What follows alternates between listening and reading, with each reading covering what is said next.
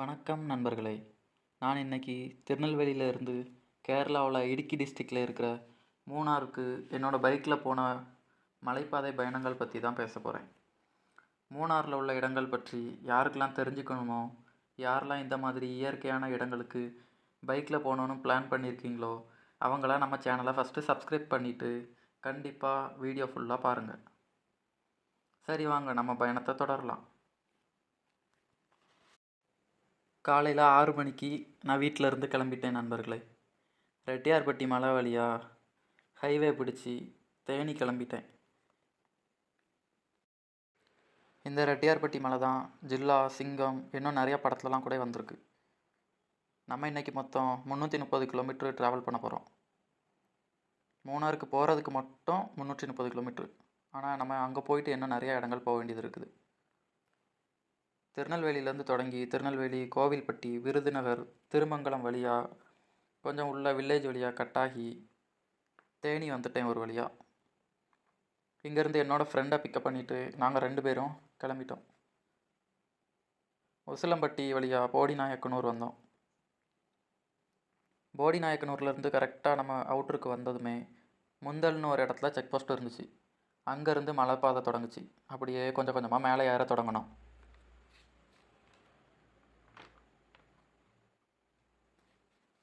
போகும்போதே வழியில் நிறையா குரங்கு நின்றுச்சு. நைட்டு வந்தால் இங்கே காட்டெருமை, மிலா அந்த மாதிரி நிறையா மிருகங்கள் இருக்கும்னு சொன்னாங்க. மேலே போக போக இடது பக்கம் பார்த்தா அவ்வளோ குழியாக இருந்துச்சு. கொஞ்சம் மிஸ் ஆனாலும் வண்டி கீழே தான். முந்தல் செக் போஸ்ட்டில் இருந்து போடிமெட்டு வர மொத்தம் 17 ஹேர்பின் பெண்டு இருக்குது. இந்த போர்டில் கூட போட்டிருக்காங்க பாருங்கள். இப்போ நம்ம நிற்கிறது 12வது ஹேர்பின் பெண்டு. ஹேர்பின் பெண்டை கொண்டை ஊசி வளைவுன்னு கூட சொல்லுவாங்க. இந்த வளைவில் இருக்க அந்த பெரிய பாறையை பார்த்தீங்களா, அது வந்து கரெக்டாக ஸ்ட்ரெயிட்டாக நிற்கிற மாதிரி தான் இருக்கும்.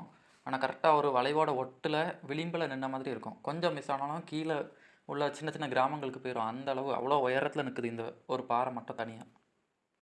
இந்த முந்தல் செக் போஸ்ட்டில் இருந்து போடிமெட்டு வர நம்ம வந்து ஸ்லோவாக போகிறதே நமக்கு நல்லது. ஸ்பீடாக போகணுன்னு நினச்சி நம்ம எதுவும் தேவையில்லாத விஷயங்களில் மாட்டிக்கிடாமல் ஸ்லோவாக போகிறது எவ்வளோ பெட்டர். எப்படியோ கொஞ்சம் கொஞ்சமாக மலை ஏறி லாஸ்ட்டாக போடிமெட்டுக்கு வந்து சேர்ந்துட்டோம். இங்கே மேலே வந்ததுமே ஏதோ ஏசி ரூமில் இருக்கிற மாதிரி ஃபீல் ஆச்சு. போடிமெட்டு செக் போஸ்ட் தாண்டி ஒரு வழியாக கேரளாவுக்குள்ளே என்ட்ரி ஆயாச்சு. இவ்வளோ நேரம் நம்ம மலை மேலே தான் ஏறி வந்துட்டு இருந்தோம். ஆனால் இந்த போடிமெட்லேருந்து திரும்ப நம்ம கொஞ்சம் தூரம் வந்து கீழே இறங்க போகிறோம். பள்ளத்தில் தான் இறங்கி போக போகிறோம். நிறையா ஹேர்பின் பெண்டும் உண்டு இங்கே. இதில் நம்ம இறங்கி போகும்போது பார்த்தோன்னா 2 சைடுமே வெறும் ஏலக்காய் தோட்டம் மட்டும்தான் இருக்குது. வேறு எதுவுமே கிடையாது. வெறும் ஏலக்காய் தோட்டம் மட்டும்தான். இங்கே உள்ள மக்கள் எல்லாருமே இந்த ஏலக்காய் தோட்டத்துக்கு தான் வேலைக்கு போவாங்க. இந்த ஏலக்காய் பறிக்கிறது, அதில் உள்ள களைகள் எடுக்கிறது, அந்த மாதிரி வேலைகளுக்கு மட்டும்தான் இங்கே போவாங்க. போடிமெட்லேருந்து நம்ம மொத்தம் 12 கிலோமீட்டர் கீழே இறங்கி வரணும். கீழே இறங்கி வந்ததுக்கப்புறம் பூப்பாறைன்னு ஒரு சூப்பரான ஒரு பிளேஸில் கொண்டு விடும்.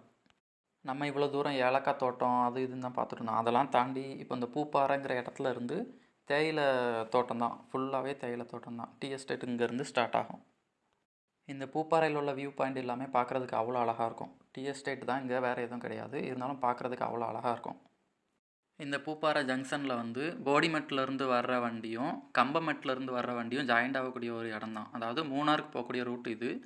2 இடத்துல இருந்து வர்ற வண்டியும் அந்த பூப்பாறைங்கிற இடத்துல வந்து ஜாயிண்ட் ஆகி அதுக்கப்புறம் தான் மூணாருக்கு மேலே ஏற தொடங்கும். நம்மளும் அதே மாதிரி தான் இப்போ பூப்பாறை வந்துட்டோம். பூப்பாறையிலேருந்து திரும்ப நம்ம வந்து மூணாருக்கு ஏற போகிறோம். அப்படியே நம்ம மூணாருக்கு கொஞ்சம் கொஞ்சமாக போய்கிட்டு இருக்கும்போது ஒரு இடத்துல நிப்பாட்டி பார்க்கும்போது வியூஸ் நல்லா இருந்துச்சு. அங்கேருந்து அப்படி பார்க்கும்போது கீழே ஒரு டேம் தெரிஞ்சு. அப்போ சரி, ஓகே, அந்த டேமும் பார்க்கலாம் அப்படின்னு போய் கேட்கும்போது அந்த டேமோட பேர் ஆனையிரங்கல் டேம்னு சொன்னாங்க. சரி, ஓகே, பார்க்கலான்னு நாங்கள் கிளம்பிட்டோம். தூரத்துலேருந்து பார்க்குறதுக்கு ஒன்றும் அவ்வளோ கிளியரான ஒரு நல்ல ஒரு இடமா ஒன்றும் தெரியல. இருந்தாலும் பக்கத்தில் வந்து பார்க்குறப்ப அவ்வளோ அழகாக இருந்துச்சு. ரொம்பவே பெரிய டேம் தான். சைடில் நிறையா மலை மேடு அப்படி இருந்து அதோட சென்டரில் கரெக்டாக தண்ணி இருக்கிற மாதிரி இருக்கும். இங்கே டூரிஸ்ட்டு கூட நிறைய பேர் வந்திருந்தாங்க. நாங்கள் பார்த்தோம், இங்கே நிறைய டூரிஸ்ட் இருந்தாங்க. இது வந்து வணக்கம் சென்னை படத்தில் இந்த ஒசக்கான்னு ஒரு சாங் வரும்ல, அந்த சாங்லாம் இங்கே தான் எடுத்திருக்காங்க. சரி, நம்ம இப்போ இந்த சைடில் இருந்து அந்த சைடு சட்டர் சைடு போய் பார்க்கலாம். எப்படி தண்ணி வருது என்னன்னு போய் பார்க்கலாம். இதில் ஏதோ கல்வெட்டுலாம் எழுதி வச்சுருக்காங்க. அப்படியே சட்டர் சைடு பார்த்தா கொஞ்சமாக தண்ணி திறந்து விட்டுருக்காங்க. இங்கேருந்து அப்படியே இறங்கி அந்த பள்ளமான இடங்களுக்கு போகுது. உங்களுக்கு பார்த்தாலே நல்லா தெரியும். அப்படியே இங்கே உள்ள வியூஸ்லாம் நம்ம கொஞ்சமாக அப்படி பார்த்துட்டு ஆனையரங்கல் டேமில் இருந்து அப்படி கொஞ்சம் கொஞ்சமாக அப்படி கிளம்பணும். நமக்கு டைம் வந்து ரொம்ப கம்மியாக தான் இருந்துச்சு. அதனால் எந்த இடத்துலையும் ரொம்ப நேரம் நிற்க முடியலை. போயிட்டு கொஞ்சம் பார்த்துட்டு ஃபோட்டோஸ் வீடியோஸ்லாம் எடுத்துகிட்டு உடனே கிளம்பிட்டோம் எல்லா இடத்துல இருந்தோம். அப்படியே போயிட்டு இருக்கும்போது இந்த பஸ்ஸை பார்த்தோம். இது பார்த்திங்களா, டபுள் டெக்கர் பஸ்ஸு. இதோட டீட்டெயில் விசாரித்தப்போ சொன்னாங்க, இந்த பஸ்ஸில் வந்து கீழே இருந்து போகிறதுக்கு 200 மேலே உள்ள சீட் இருக்குல்ல அதில் போகிறதுக்கு 400 டிக்கெட் வாங்குறாங்களாம். இது நம்ம தூரத்தில் இருந்து யாராவது வரதா இருந்தால் ஆன்லைனில் புக் பண்ணிட்டு வர்றது பெட்டர். நம்ம ஏதாவது டூரிஸ்ட் பிளேஸில் எங்கேயாவது அவங்களே நிப்பாட்டுவாங்களாம். அவங்களே அங்கே நிப்பாட்டி நம்ம ஃபோட்டோஸ் வீடியோ எல்லாம் எடுத்துக்கலாம். ஒரு இடத்துலையும் கொஞ்சம் நேரம் நிப்பாட்டிட்டு மூணாரில் உள்ள முக்கியமான பிளேஸ் எல்லாமே அவங்க காட்டி தருவாங்களாம். அப்படியே அந்த பஸ்ஸு பின்னாடியே நாங்களும் அப்படியே மூணாருக்கு கிளம்ப தொடங்கிட்டோம். போகிற இடத்துல வியூ நல்லா இருந்துச்சு. அந்த இடத்துல நாங்கள் அப்படியே பைக்கை சைடில் நிப்பாட்டிட்டு அங்கேருந்து பார்த்தோம். எல்லாமே வெறும் டீ எஸ்டேட் மட்டும்தான், இருந்தாலும் பார்க்குறதுக்கு அந்த இடம் வந்து ரொம்ப சூப்பராக இருந்துச்சு. இப்போ நாங்கள் போனது வந்து சீசன் டைம் இல்லை அப்படிங்கிறதுனால அங்கே உள்ள வியூ வந்து கொஞ்சம் கம்மியாக தான் இருந்து, கூலிங்குமே கம்மியாக தான் இருந்துச்சு. இதுவே நல்லா சீசன் டைம் நவம்பர் டிசம்பர் அந்த டைம்லாம் வந்திருந்தால் இன்னும் சூப்பராக இருந்திருக்கும். அந்த டைம்லாம் வந்திருந்தால் அந்த தேயிலை செடியில் உள்ள இலைகள்லாம் அந்த கொழுந்து வந்து ரொம்ப பச்சையாக இருக்கும். அப்படின்னு பார்க்குறப்போ நம்ம தூரத்துலேருந்து பார்க்குறப்ப எல்லாமே பச்சைன்னு தெரியும். இப்போ வந்து அவ்வளோ க்ரீனாக ஒன்றும் தெரியலை. எல்லா இடத்துலையும் என்ன பண்ணணுமோ அதே மாதிரி இங்கேயும் உட்காந்து ஃபோட்டோஸ் வீடியோஸ்லாம் எடுத்துகிட்டு கொஞ்சம் நேரம் நம்ம பைக்குக்கும் ரெஸ்ட்டு கொடுத்துட்டு அப்படியே நாங்கள் திரும்ப கிளம்ப தொடங்கிட்டோம். அப்படி நம்ம போயிட்டுருக்கும்போது பார்த்தா ஒரு இடத்துல நிறைய பைக் ரைடர்ஸ் இருந்தாங்க. கிட்டத்தட்ட 20 பைக்கு கிட்டே இருந்திருக்கும். எல்லாமே வேறு பைக்கு தான். எல்லா பைக்கும் பார்க்க ஆசையாக தான் இருந்து, ஒன்றும் அவ்வளோ அழகாக இருந்துச்சு அந்த பைக்லாம். எல்லாரையும் பார்த்துட்டு அப்படி கொஞ்சமாக மூணார் உள்ள என்ட்ரி ஆனோம். மூணார் உள்ள என்ட்ரி ஆனதுமே நல்ல டிராஃபிக், பயங்கர டிராஃபிக்கில் அங்கே வீடியோ எடுக்க முடியல. அதனால் அந்த டிராஃபிக்கெலாம் தாண்டி மாட்டுப்பட்டி ரூட்டு பிடிச்சி கிளம்ப ஆரம்பித்தோம். ஒரு வழியாக எல்லா டிராஃபிக்கும் தாண்டி மாட்டுப்பட்டி டேம் வந்து சேர்ந்துட்டோம். இங்கேயுமே மாட்டுப்பட்டி டேம்லேயுமே நல்லா டிராஃபிக் தான் இருந்துச்சு. நம்ம வந்து டேமுக்கு மேலே அந்த சட்டர் இருக்கும்ல, அதுக்கு மேலே அப்படி ரோடுமே போட்டிருப்பாங்களா, அதில் தான் அந்த டேமை கிராஸ் பண்ணி அடுத்த சைடு நம்ம போகணும். நம்ம அந்த மாட்டுப்பட்டி டேம் தாண்டி இந்த டேம் வழியாகவே அப்படி மேலே போய் அதுக்கு அடுத்த சைடில் இருக்க ரோடுக்கு போய் வட்டவடை போகிறோம். நம்ம இதில் ஏதோ அனிமல்ஸ்லாம் கிராஸ் ஆகும்னு போர்டெலாம் வச்சுருக்காங்க. பார்ப்போம் நம்ம இன்றைக்கி ஏதாவது பார்க்க முடியுமான்னு. நாங்களும் கொஞ்சம் தூரம் அப்படியே வந்தோம். ஏதாவது யானை ஏதாவது பார்த்துட முடியுமா அப்படின்னு தான் ஏம் பண்ணி வந்தோம். ஆனால் எதுவுமே பார்க்க முடியல. லாஸ்ட்டாக கருங்குரங்கு தான் நாங்கள் பார்த்தோம். அதுவுமே ரொம்ப உயரத்தில் இருந்ததுனால எங்களால் கரெக்டாக வீடியோ எடுக்க முடியல. இது வந்து எப்போவுமே கீழே வராது, எப்போவுமே ரொம்ப உயரமான இடத்துல தான் இருக்கும். இதோட வால் வந்து ரொம்ப பெருசாக இருக்கும். அப்படியே கொஞ்சம் தூரம் போய்கிட்டே இருக்கும்போது ஒரு அணில் பார்த்தோம். இந்த அணில் தான் பார்க்கணுன்னு நான் ரொம்ப நாள் நினச்சிக்கிட்டு இருந்தேன். இதோட பேர் வந்து மலபார் அணில்னு சொல்லுவாங்க. இது வந்து நல்லாவே பெருசாக இருக்கும். இதுவுமே ரொம்ப உயரத்தில் இருந்தனால கரெக்டாக வீடியோ எடுக்க முடியல. அந்த வீடியோவில் என்னால் கரெக்டாக காட்ட முடியலைங்கிறனால தான் இந்த ஃபோட்டோ நெட்டில் எடுத்து உங்களுக்கு நான் ஆட் பண்ணியிருக்கேன். அப்படியே கொஞ்சம் தூரம் அப்படியே ட்ராவல் பண்ணிவிட்டு லாஸ்ட்டாக பார்த்தா வட்டவடை செக் போஸ்ட்டுக்கு நம்ம வந்துவிட்டோம். இந்த வட்டவடை செக் போஸ்ட் வந்தால் நம்ம டேரெக்டாக உள்ளலாம் போயிடக்கூடாது. அங்கே போய் அந்த ஆஃபீஸில் போய் நம்ம வண்டியோட நம்பர் என்ட்ரி பண்ணணும். அதே மாதிரி நாங்களும் போய் என்ட்ரி பண்ணோம். என்ட்ரி பண்ணதான் அவங்க சொன்னாங்க, உள்ள ரிசர்வ் ஃபாரஸ்ட், அதனால் யாரும் கீழே இறங்கக்கூடாது. பைக்கில் போனால் அப்படி லாஸ்ட்டில் அங்கே போய் தான் நிற்கணும், இடையில எங்கேயுமே இறங்கக்கூடாது. அதே மாதிரி ரிட்டன் வந்து 6 மணிக்கு முன்னாடி ரிட்டன் நீங்கள் திரும்பி வெளியே வந்துடணும், அந்த மாதிரி கண்டிஷன் சொல்லி தான் உள்ளேயே அனுப்புனாங்க. நாங்கள் வந்த டைம் வந்து மழை அவ்வளோ இல்லை அப்படிங்கிறனால, சீசனும் இல்லை, அதனால் எங்கேயுமே தண்ணி அதெல்லாம் பார்க்க முடியலை.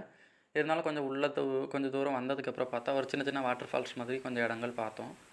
வட்டவடையில் இந்த இடங்கள்லாம் பார்த்துட்டு அப்படியே ஒரு கடையில் டீலாம் குடிச்சிட்டு அப்படியே உடனே நாங்கள் ரிட்டன் கிளம்பிட்டோம். டைம் இல்லைங்கிறனால அங்கே எதுவுமே நாங்கள் நிற்கலை. 6 மணிக்கு முன்னாடி வெளியே போகணுன்னு சொல்லிட்டாங்க.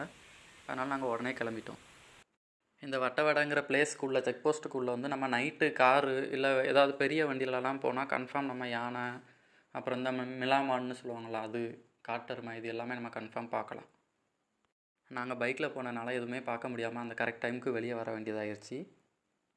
அப்படியே திரும்பவும் நாங்கள் வந்து மாட்டுப்பட்டி டேம் வந்துட்டோம். மாட்டுப்பட்டி டேமில் நம்ம வரும்போது லெஃப்ட் சைடு போனோம். அதனால் வந்து அந்த டேமை மட்டும் நம்ம பார்க்க முடிஞ்சுது. இப்போ வந்து ரைட் சைடு வர்றதுனால சட்டரில் தண்ணி திறந்து விட்டுருக்கதை எங்களால் பார்க்க முடிஞ்சுது. நீங்களே நல்லா பாருங்கள், அது பார்க்குறதுக்கு நல்லா அழகாக இருந்துச்சு. அங்கேருந்து அப்படியே கிளம்பி நாங்கள் எங்கள் ரிசோர்ட்டுக்கு வந்துட்டோம். அங்கே வர்றதுக்கே மணி 9 மணி ஆயிடுச்சு. இந்த ரிசோர்ட்டோட பேரே கொஞ்சம் டிஃப்ரெண்ட்டாக தான் இருந்துச்சு, கிரேட் எஸ்கேப் ரிசோர்ட்டுன்னு. நாங்கள் உள்ளே வந்ததுமே குளிர் தாங்க முடியல, அதனால் பேக்கை கொண்டு ரூமில் போட்டுட்டு உடனே ஃபயர் கேம்பை பார்த்து போயிட்டோம். அவ்வளோ குளிர். அப்படியே அங்கே ஒரு 10-10:30 வரை இருந்துட்டு ரிட்டன் நாங்கள் ரூமுக்கு போய் தூங்க ஆரம்பிச்சிட்டோம். திரும்ப காலையிலே ஒரு 6 மணி இருக்கும். 6 மணிக்கு எழுந்திரிச்சி வெளியே போனாலே அவ்வளோ குருவிகளோட சத்தம். அதிலலாம் ஒரு பேர்டோட சவுண்ட் வந்து ரொம்ப டிஃப்ரெண்ட்டாக இருந்துச்சு. ரொம்ப டிஃப்ரெண்ட்டாக இருந்து அதை பார்க்கணுன்னு ட்ரை பண்ணேன், ஆனால் என்னால் பார்க்க முடியலை. ரொம்ப டிஃப்ரெண்ட்டாக இருந்தது. அப்புறம் அதுலேருந்து கொஞ்சம் தூரம் கீழே இறங்கி போனதுக்கப்புறம் சன்ரைஸ் பார்க்குறதுக்காக அவங்க ஒரு பிளேஸ் வச்சுருந்தாங்க. அந்த பிளேஸ்லேருந்து இன்னும் கொஞ்சம் கீழே இறங்கி போனால் அதோட சூப்பராக தெரிஞ்சுது. அதில் சன்ரைஸ் பார்க்குறதுக்கு அவ்வளோ அழகாக இருந்தது. இந்த பறவையோட சவுண்டையும் கேட்டுட்டு இந்த பறவைகளோட சவுண்டுக்கு ஏற்ற மாதிரி அந்த சன்ரைஸையும் பார்க்குறதுக்கு காலையிலே அவ்வளோ சூப்பராக இருந்தது. அந்த மாதிரி செட் பண்ணியிருந்தாங்க அந்த ரிசோர்ட்டை.